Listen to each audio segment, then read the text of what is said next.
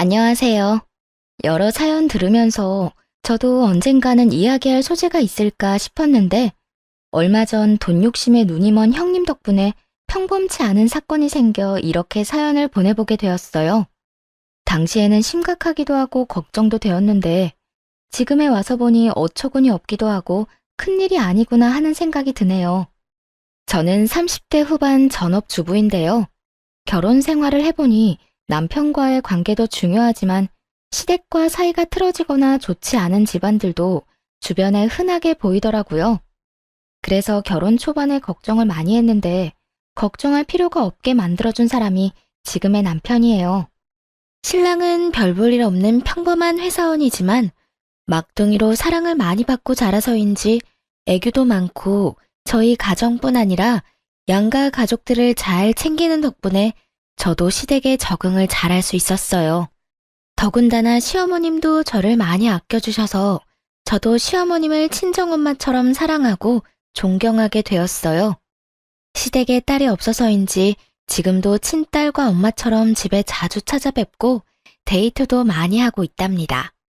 또 대화가 많이 없는 친정도 저와 신랑이 있으면 웃음꽃이 끊이지 않을 정도로 신랑은 집안에 없어서는 안 될 고마운 존재가 되었답니다. 남편과 이런 결혼 생활을 하는 것이 제게는 더욱 꿈만 같은데요. 왜냐하면 제가 어릴 때 저희 집은 사정이 여의치 않아서 부모님은 서울로 돈을 벌러 가시고 저와 언니는 큰엄마 댁에 맡겨져 눈칫밥을 먹고 자랐어야 했기 때문이에요. 저희는 엄마 아빠의 사랑이 가장 필요한 나이에 관심과 사랑을 받지 못하고 바쁜 부모님의 뒷모습만 보며 일찍 철이 들었어야 했어요. 나이에 맞는 모습보다는 늘 어른스러운 척하며 지냈던 날들이 많았던 것 같아요. 큰엄마는 가뜩이나 삶이 힘들고 팍팍한 상황에서 저와 언니까지 맡게 되어 힘에 부치셨던 것 같아요. 그래서 저희 밥상에는 항상 콩자반이나 김 정도만 내어주시고 고기 반찬이나 계란말이 같은 음식은 자기 식구들에게만 몰래 내어주셨어요.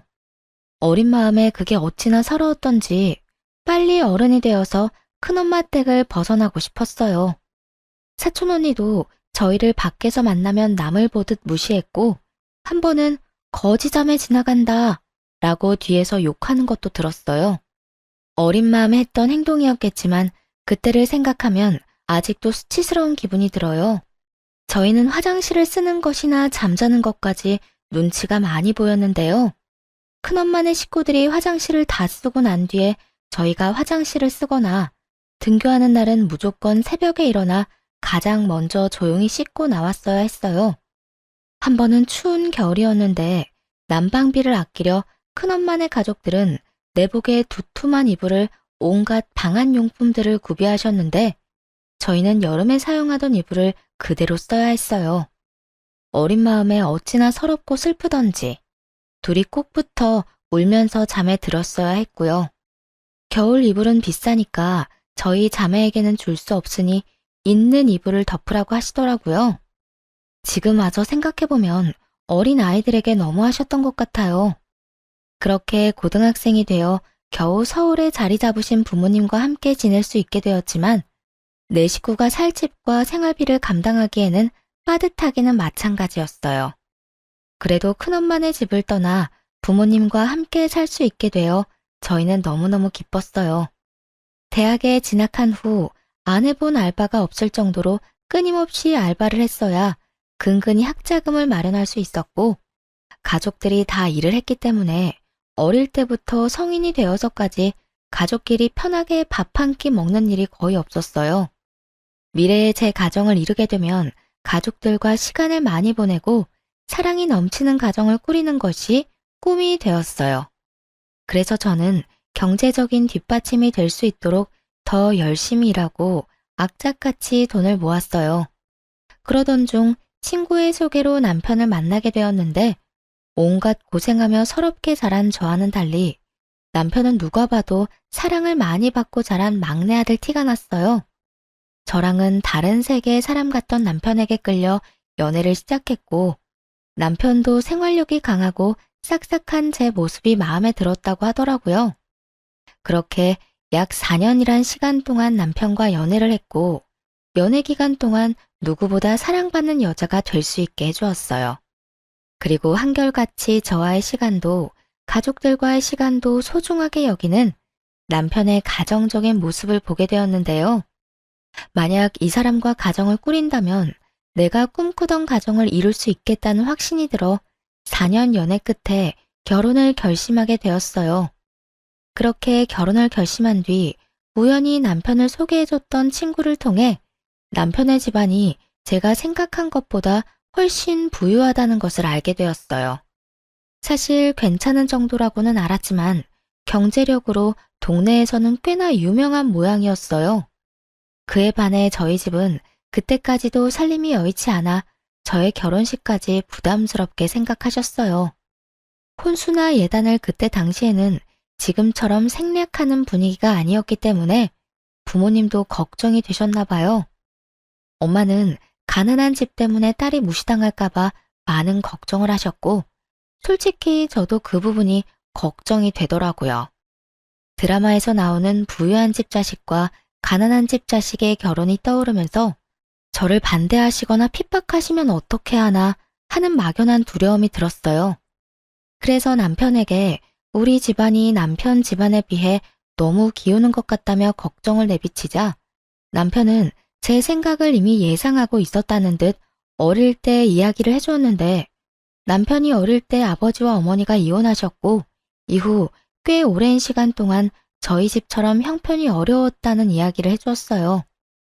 대령아, 우리 엄마도 우리 때문에 고생 많이 하셨는데 내가 고등학생 때까지만 해도 우리 셋이 바퀴벌레 나오는 단칸방에 살았었어. 옷 말릴 곳도 없어서 빨래를 해도 옷에서 쾌쾌한 냄새가 나더라. 그래서 학교 다닐 때 거지라고 많이 놀림받았었어. 지금은 어머니 덕분에 집이 많이 나아진 거지. 우리 집 얼마 전까지도 힘들었다니까. 그리고 누구보다 혜령이 입장 잘 이해해 주실 분이 우리 엄마니까 괜찮을 거야. 오빠도 중간에서 잘할게. 고마워. 나도 오빠를 믿는데 그래도 내가 괜히 위축되는 건 어쩔 수 없나 봐. 그래, 맞아. 충분히 그렇게 생각할 수 있어. 우리 집도 똑같았다니까. 만약 내가 혜령이 입장이었어도 똑같았을 거야. 너무 걱정하지 말고. 문제가 생기면 서로 의지하면서 해결해 나갈 수 있을 거야. 이제는 혼자가 아니라 둘이잖아. 남편은 어머님이 고생하신 일들에 수확을 거둬서 괜찮은 살림이 되었지만 예전엔 저희 집안과 다를 것이 없었다고 이야기해주며 문제가 생기면 함께 이겨나가자고 약속하면서 불안한 저를 다독여 주었어요. 그리고 결혼하겠다는 말씀을 드릴 때 어머님께 저희 집 사정을 넌지시 말씀드렸고 본인도 그런 시절이 있으셨다며 공감이 된다고 우리가 결혼하게 되면 제가 힘들지 않게끔 배려하겠다는 이야기를 들었어요. 비록 남편에게 건너들은 말이었지만 이렇게 남편을 번듯하게 사랑이 넘치게 키워주신 것을 생각하면 시어머님도 분명 좋은 분일 거라는 생각에 저는 부담을 많이 내려놓을 수 있었어요. 이후 실제로 저희 둘이 재정적으로 힘든 부분은 시댁에서 조용히 도와주셨기 때문에 양가 집안의 분란 없이 무사히 결혼식을 마치게 되었는데요. 결혼식을 준비하는 과정을 통해서도 저는 시댁을 많이 신뢰할 수 있게 되었어요. 그렇게 결혼 후 첫 명절이 찾아왔고 긴장되는 마음으로 저는 시댁으로 향했어요. 남편은 걱정 말고 자기만 믿으라고 해주었지만 시댁 식구들을 정식으로 뵙는 것은 처음이라는 생각에 몸이 굳어 남편의 시덥지 않은 농담에도 웃음이 나질 않았어요. 하지만 걱정했던 것과는 달리 시어머님은 편하게 저를 맞이해 주셨고 갈아입을 옷까지 세심하게 준비해 주실 정도로 저를 신경 써 주셨어요. 혜령아, 처음이라 긴장이 많이 되지? 이거 입으렴. 첫인상 중요하다고 한껏 차려입고 올 텐데 불편할 것 같아서 내가 네 생각해서 사봤는데 마음에 들지 모르겠네. 안 맞는 것 같으면 편하게 말해주렴. 감사합니다, 어머님. 아유, 우리 집이 남자들 뿐이라 늘 삭막했는데 네가 오니 집안이 훤한 것 같네. 긴장하지 말고 편하게 즐거운 명절 보내자꾸나. 시어머님의 따뜻하고 다정한 말씀에 한결 마음이 편안해졌고, 먼저 도착해 있던 아주버님도 남편과 투닥투닥 장난을 치시며 분위기를 많이 풀어주셨어요. 남편의 유하고 착한 성격이 어머님을 참 많이 닮았다는 생각이 들더라고요. 본격적인 명절 준비를 하기 위해 시어머님과 함께 장을 보고 돌아오던 길에 형님을 만나게 되었는데요. 유하고 동글동글한 아주버님 인상과는 달리 형님은 마른 체격에 미간 사이에 깊은 주름까지 있어 겉으로 봤을 때 굉장히 까칠해 보이셨어요. 계속 인상을 쓰고 계셨는데 그래서인지 인상이 더 안 좋게 보였어요. 아니나 다를까 형님은 짐을 들고 있는 저희를 본체만체 무심하게 인사를 하고 혼자 빠르게 집으로 들어가더라고요.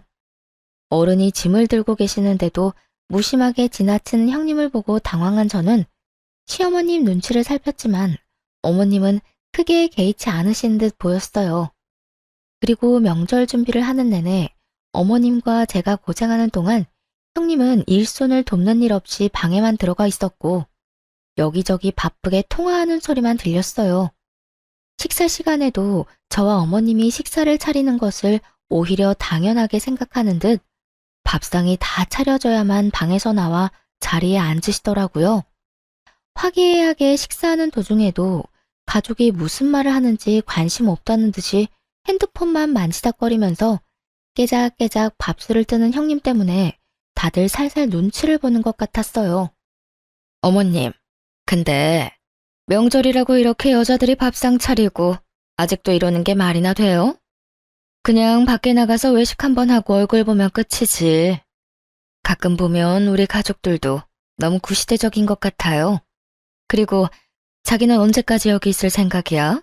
나 너무 바쁜데 이제 슬슬 일어나지? 아, 자기 왜 그래? 엄마랑 재수 씨가 힘들게 차린 음식인데. 그리고 요즘 바빠서 가족들끼리 모이기 힘든데 명절이라는 핑계로 만나서 집밥 한 끼 먹는 게 더 좋지. 그치 동생아? 오랜만에 동생 얼굴도 보고 재수 씨도 보고 말이야. 어머 그래? 그렇게 좋으면 다음부터는 자기 혼자 오면 되겠다. 어머님, 제가 요즘 바빠서 정신이 좀 없어서요. 너무 언짢게 생각하지는 마셔요. 솔직히 오늘 안 오려고 했는데 일가 억지로 끌고 온 거라서 이해 좀 해주세요. 형님의 말 몇 마디가 그나마 유지하고 있던 평화의 찬물을 끼얹었어요. 이후에도 어머님과 제가 고생하면서 차린 음식이 너무 짜다며 투정을 부리질 않나 은근히 시댁을 무시한 듯한 발언도 서슴지 않고 하더라고요. 아휴, 저희 부모님이 이런 음식 보시면 깜짝 놀라실 것 같아요. 하긴 자기도 그냥 평범하니까 기대하면 안 되는데 내가 자꾸 이러네. 그만해 좀.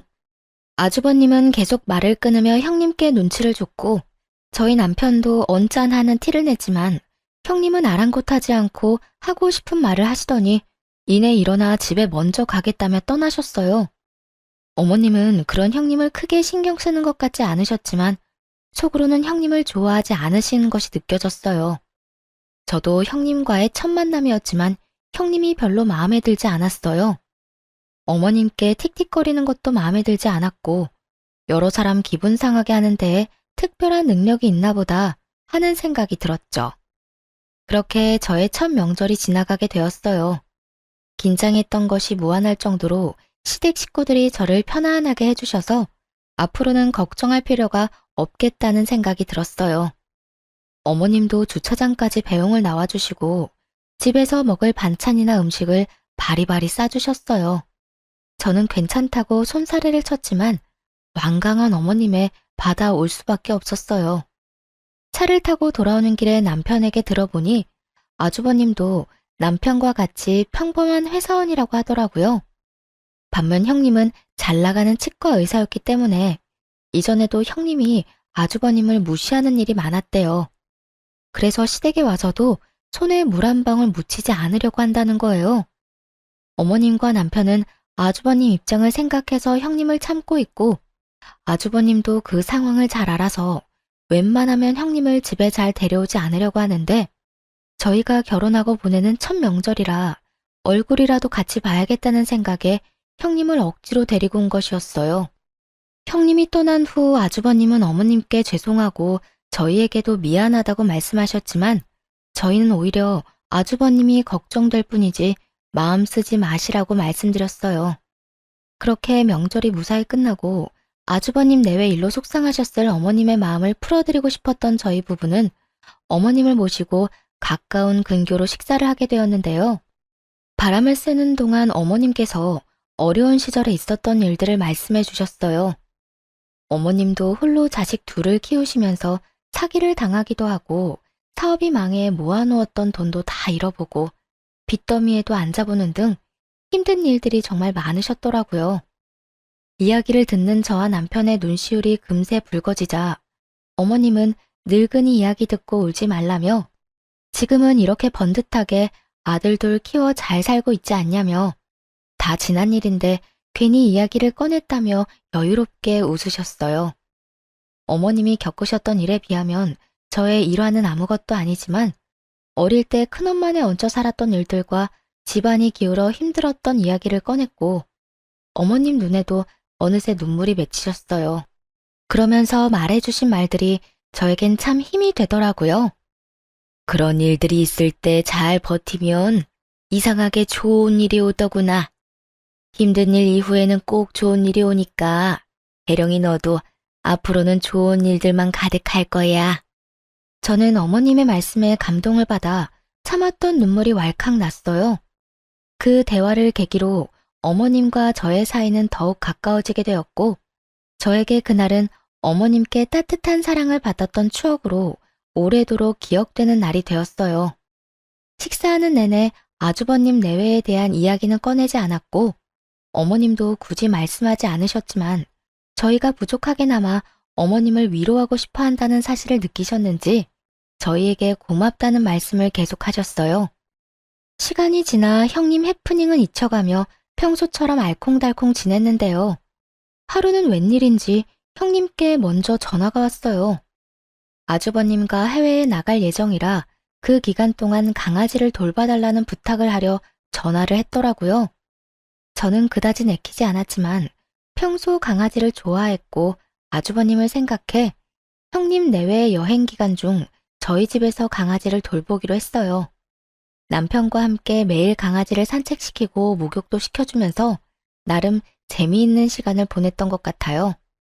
형님 내외가 여행에서 돌아오는 날, 역시나 저희의 예상대로 아주버님 혼자 강아지를 데리러 저희 집에 오셨어요.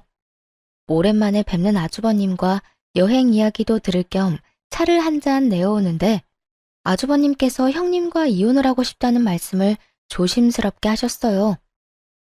나 정말 아내랑 이혼하려고. 재수 씨는 앞에서 이런 이야기해서 부끄럽네요. 아주버님, 그런 말씀 마세요.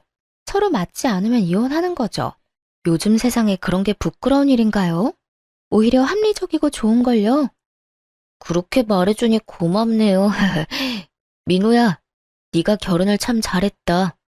나는 아내 때문에 어머니께 걱정만 끼쳐드린 것 같은데 재수 씨는 항상 우리 어머니께도 너무 잘해주시고 우리 민호한테도 잘하고 항상 고마워요, 재수 씨. 별 말씀을요. 시댁에서 너무 잘해주셔서 오히려 제가 감사한걸요. 아주버님은 형님과 더 이상 같이 사는 것은 의미가 없는 것 같아 여행 중에 이혼을 요구했지만 형님은 아주버님과 이혼을 하지 않겠다고 했대요. 그 이유는 다름 아닌 돈 때문이었는데요.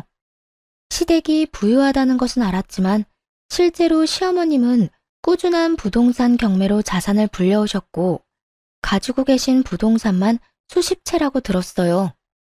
상가 건물만 5채가 넘는다는 이야기를 들었지만 구체적으로 자산의 규모가 어느 정도인지는 정확히 알지 못했는데요.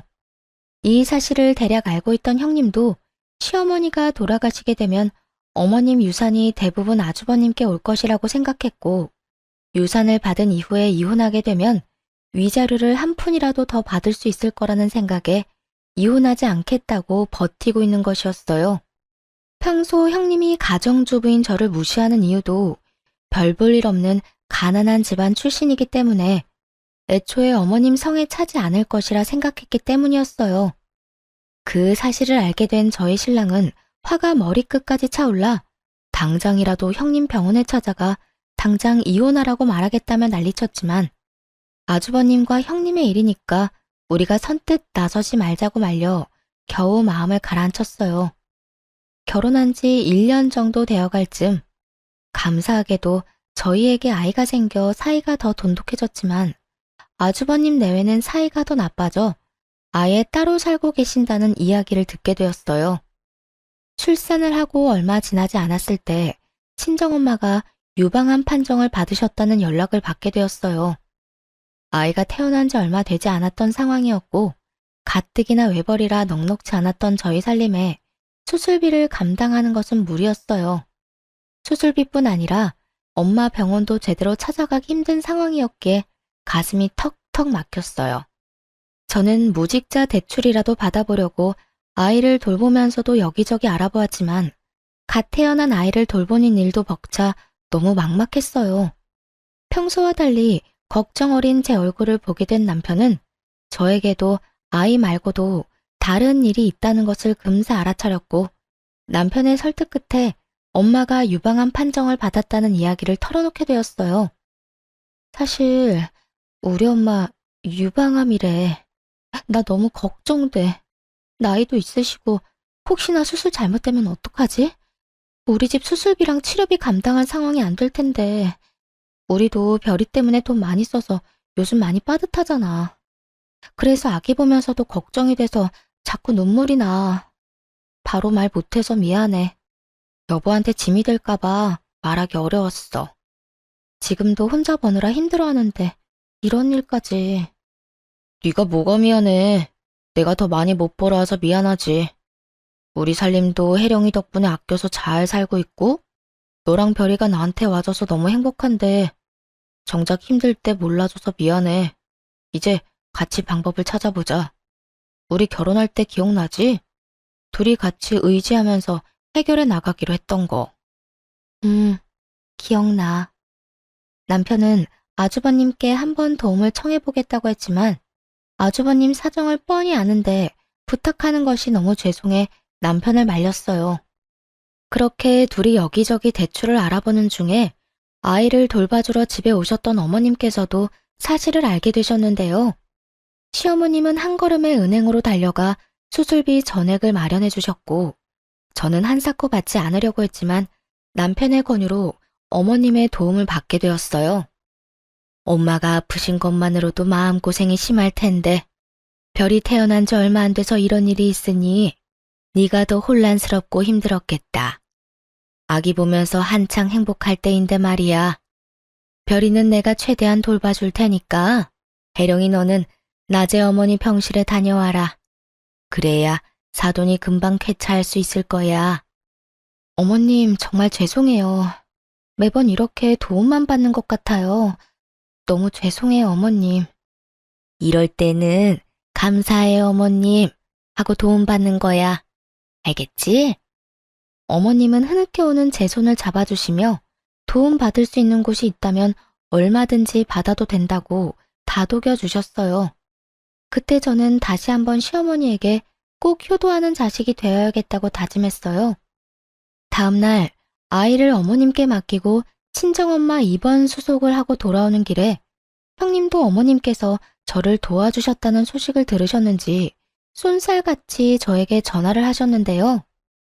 가뜩이나 엄마 수술 날짜가 잡혀서 걱정되고 긴장이 되어 마음이 좋지 않은데 형님은 아무리 어머님이 자기를 아껴주신다고 해도 그렇게 선뜻 큰 돈을 받아도 되는 거냐며 따져왔어요. 아니 동서, 아무리 돈이 좋아도 그렇지. 어머님이 주시는 돈을 어쩜 그렇게 냉큼 받아? 어렵게 자란 애들은 눈치라는 것도 없나 봐. 둘이 그만한 돈도 못 모으고 놀기만 했어? 능력이 없으면 눈치라도 챙겨야지. 네? 형님, 무슨 말씀을 그렇게 하세요? 무슨 말씀이냐니? 잘못 들었어? 동서네가 이번에 받아간 돈 액수 만만치 않을 텐데 나도 의사라서 어느 정도는 대충 감이 오지 않겠어? 그 돈 다 우리 남편한테 올 돈 아니야? 어차피 어머님도 유산 줄 사람 우리 남편밖에 더 있냐고. 그럼 그 돈 우리 돈이잖아.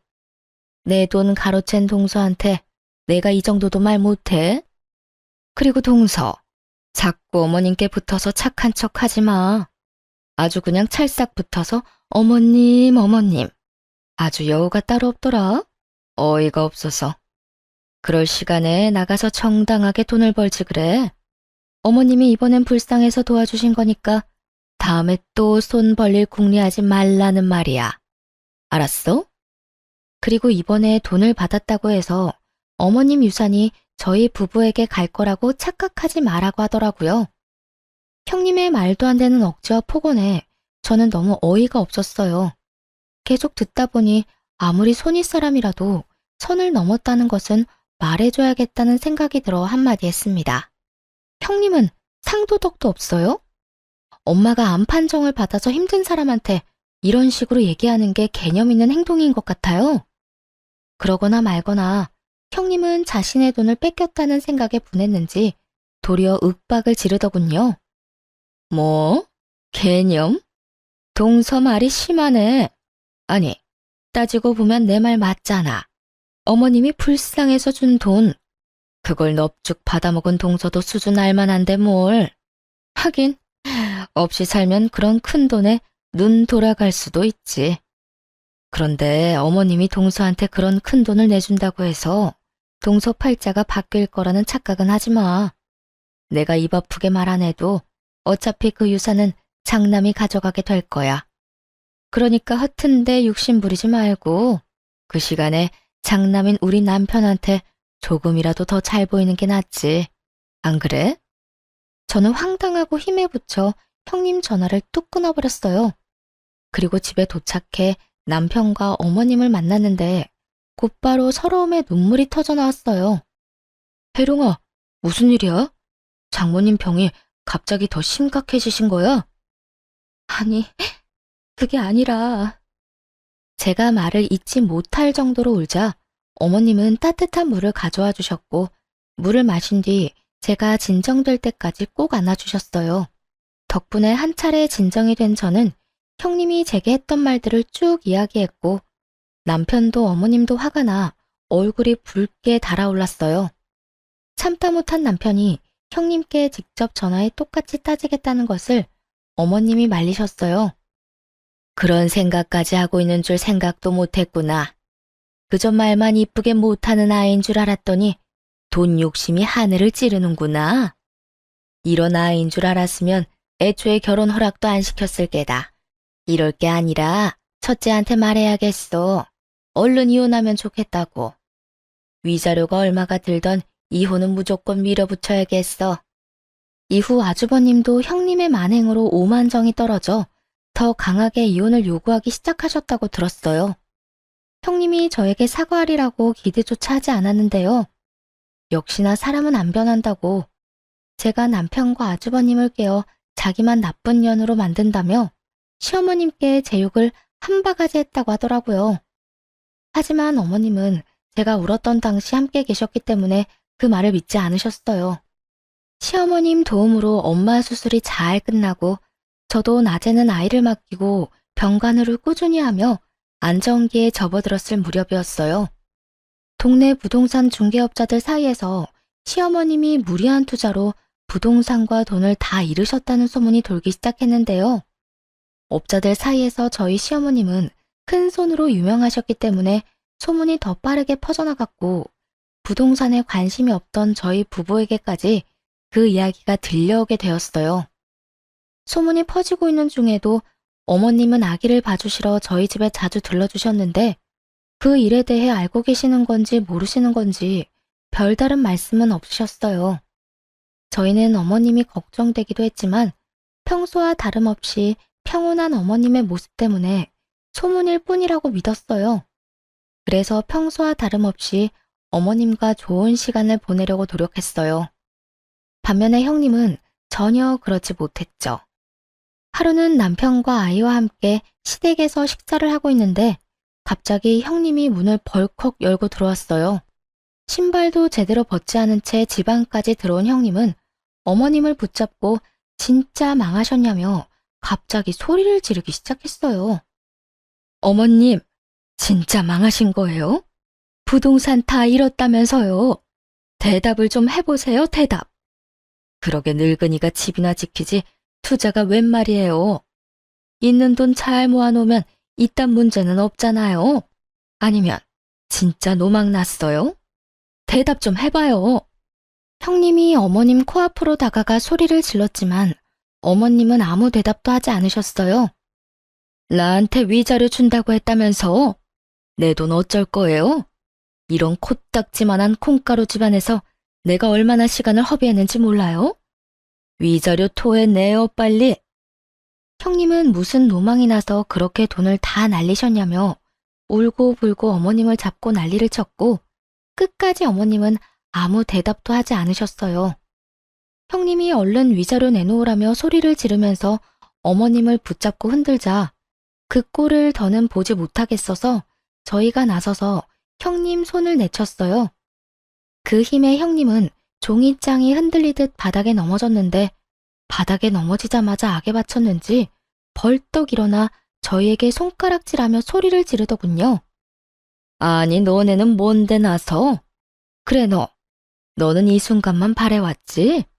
어머님이 망하든 말든 상관없이 나한테 복수하고 싶었지. 지금 이 순간에도 그렇게 잘 보이고 싶어? 상황 파악이 안 돼? 어머님 망했다니까. 너네가 그토록 바라던 돈 한 푼도 없으시다고. 그만하세요, 형님. 언제 한번 어머님 모시고 제대로 된 식사라도 한 적 있어요? 형님 배 채울 생각만 하다가 계획대로 안 되니까 어디로 와서 행패해요? 설사 어머님이 망하셨다고 해도 사랑하는 가족이고 집안의 어른이세요. 이런 식으로 와서 울고불고 난리치는 게 맞아요? 의사라면서요. 많이 배웠다면서요. 이게 많이 배운 사람이 할 행동이에요. 너 이게 뭐라고? 말 다 했어? 보자 하니까 무식한 게 끝도 없이 기어오르네. 네 위치를 알고 말해. 너도 지금 윗사람한테 대드는 거 아니야? 아, 지금 또 기회다 하고 여우짓 하는 거지? 어머님한테 그렇게 잘 보이고 싶어? 그러려고 여기서 나올 때까지 기다렸니? 여우는 무슨 그런 식으로 사람 이상하게 만들면 좋아요? 그리고 어머님 돈이 왜 형님 돈이에요?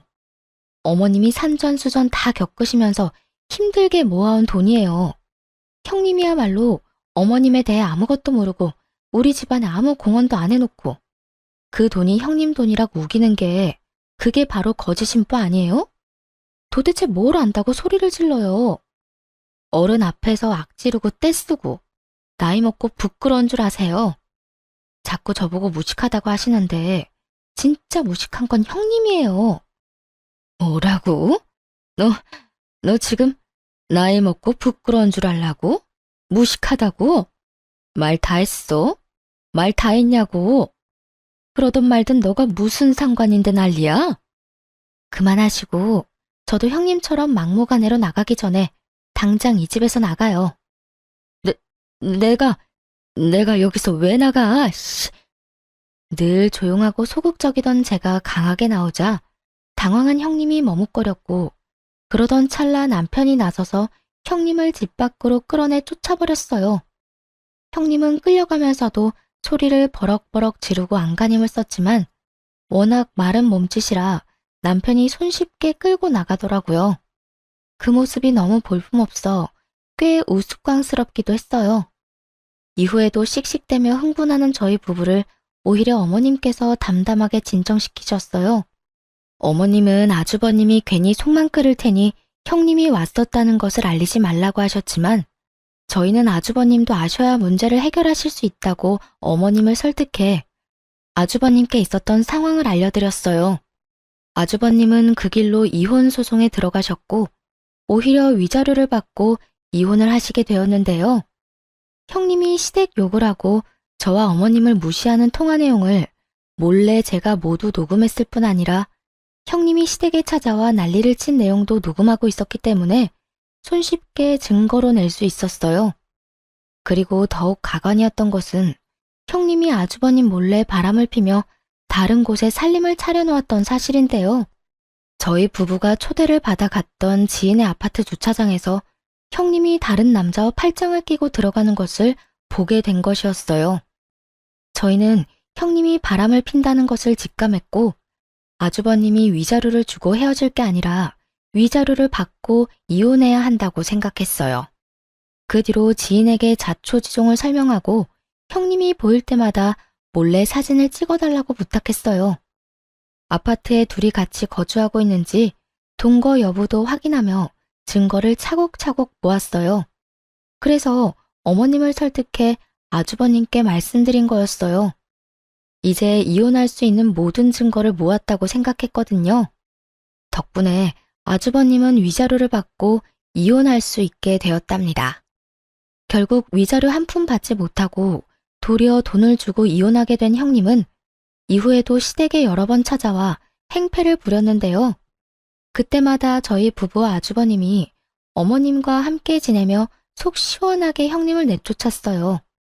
그 당시에는 거의 시댁에 똘똘 뭉쳐 함께 지냈던 것 같아요. 어머님을 지키는 보디가드가 된 것 같아 한편으로는 재미있기도 했어요. 어머님은 그때도 형님을 크게 개의치 않으셨는데 온갖 고생을 다 겪으셨던 어머님께는 형님 사건은 그저 작은 사건 중 하나였던 것 같아요. 하지만 아이도 돌아가며 돌봐주셨기 때문에 저도 조금은 편안했고 이렇게 가족이 한데 모여 지냈던 경험이 거의 없다 보니 새롭고 행복하기도 했어요. 어쩌면 어머님께서 제게 살을 부대끼며 함께 지내는 가족을 경험하게 해주시고 싶어 일부러 형님을 핑계 삼아 저희를 함께 있게 해주셨나 하는 생각도 요즘은 들어요. 물론 어머님께서 저희를 불러 같이 지내자고 하신 게 아니라 저희가 막무가내로 어머님 집에 얹혀 살았던 거였지만요. 누가 누굴 지킨 건지 지금 와서 생각해보면 철없는 자식들을 어머님이 지켜주신 거였네요. 이후 형님이 운영하던 치과에서 형님이 두 집 살림을 했었다는 사실과 이혼 전에 시어머님께 찾아와 했던 폐륜적인 행동에 대해 소문이 퍼지게 되어 더 이상 일하는 게 어려워졌다고 해요. 지역 텃세를 버티지 못한 형님은 결국 다른 곳으로 이사를 가게 되었다는 소식까지 듣게 되었어요. 형님은 이혼도 당하고 일도 제대로 하지 못하는 지경이 되었지만 저희 가족은 형님 사건을 계기로 오히려 하나로 뭉치게 되었답니다. 한참 시간이 지나 평소와 다를 것 없이 저희 집에 아이를 보러 놀러 오셨던 어머님이 거액의 돈이 들어있는 통장과 저희 이름으로 명의가 변경된 부동산 서류를 들고 오셨는데요. 놀랍게도 어머님께서 저희에게 주는 선물이라고 말씀하셨어요. 저희 명의로 된 아파트 이름을 본 저는 너무 놀라서 가슴이 쿵쾅쿵쾅 뛰었어요. 그 아파트는 제가 늘 살고 싶었던 좋은 입지에 있는 대장 아파트였고 통장 안에 찍혀있던 금액도 살아생전 한 번도 보지 못한 액수였어요. 얘야, 그렇게 놀랍니? 아주 눈이 휘둥그레졌구나. 어머님, 어떻게 이렇게 큰 돈과 아파트를, 그것도 저희 명의로요. 사실 내가 한동안 부동산 업자들한테 소문을 좀 냈었다. 내가 망했다는 말은 첫째 며느리 때문에 일부러 낸 소문이었어. 덩달아 너희들까지 속여서 미안하구나. 많이 걱정했지? 그러셨구나. 저희도 조금 걱정이 되긴 했어요, 어머님.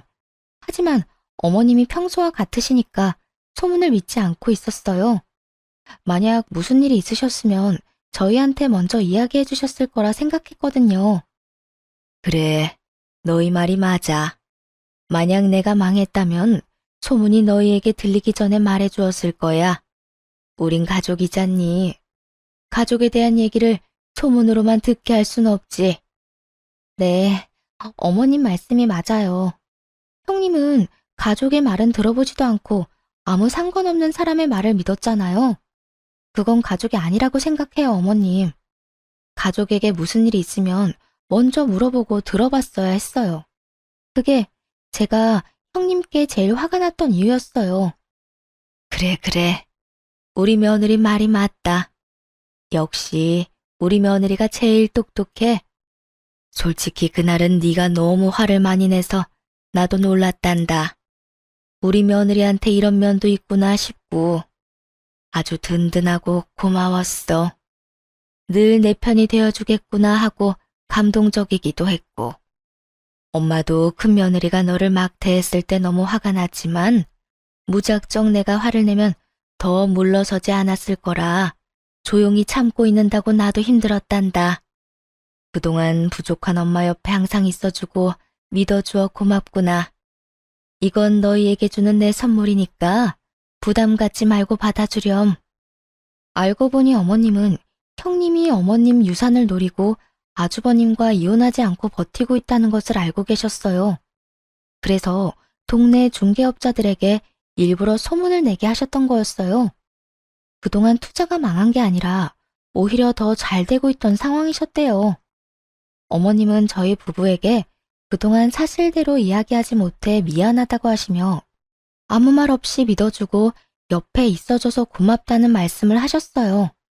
저희는 절대 받을 수 없다고 말씀드렸지만 어머님이 너무 완강하셨던 탓에 결국 감사히 받게 되었어요.